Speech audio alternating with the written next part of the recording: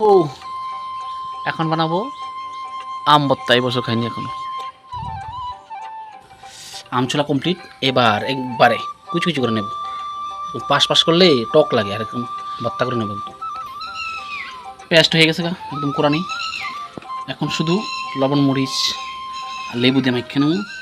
আপনার যদি কোনো কিছু জিনিস খাইতে মনে চায় নিজে নিজে করে খাবেন, কারোর উপরে আশা রাখবেন না। কারণ যার উপরে আশা রাখবেন হয়তো হে আপনার থেকে আলস্য হতে পারে।